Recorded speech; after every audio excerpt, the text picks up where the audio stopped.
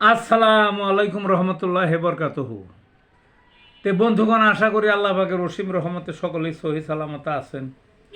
তে কবি Gazi Akkas Ali YouTube channel 017140885009 এর পক্ষ থেকে আপনাদের সকলের প্রতি রইল একান্ত আন্তরিক শুভেচ্ছা ভালোবাসা।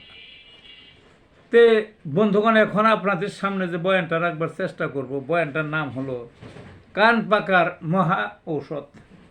কি কান পাকার মহা ঔষধ? কান পাকার রুগী দেশে অনেক আছে।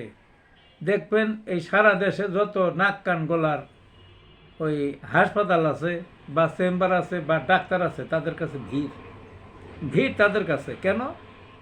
যে এই রুগী অনেক আছে, কোনোখানেই এমন রোগও আছে কান পাকা কোনো দিনই পরিত্রাণ পায় না, বুঝলেন না? দেশের যত বড় বড় বিশেষজ্ঞ তাদের কাছে যাচ্ছে, কোনো পরিত্রাণ নাই। আবার কারো কারো সাময়িক বন্ধ হয়, আবার পরে কি করব ডাক্তাররা বলে তুইলা দিয়ে রাখেন।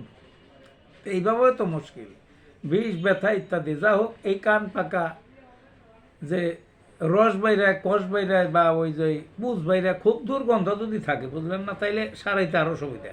আমি বলবো একটা হোমিওপ্যাথিকের ওষুধ। হোমিওপ্যাথিটা হলো সরিনাম, 10M অথবা CM, অর্থাৎ সর্বোচ্চ পাওয়ারের। কিন্তু হঠাৎ করে যে কঠিন কান পাকার রোগ তা তো হয় না। এটা হলো পুরাতন থাকে, সাধারণত দুর্গন্ধযুক্ত বেশিরভাগই।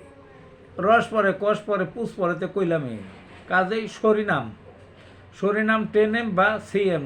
10M বা CM মানে কমপক্ষে 10,000 পাওয়ার অথবা 1,00,000 পাওয়ারের। 15 দিন পর পর এক ডোজ করে খাওয়াইবেন, দেখবেন যে কান পাকা যত ধরনের হোক সব যাইতে বাধ্য ইনশাল্লাহ। তো ভালো থাকুন বন্ধুগণ।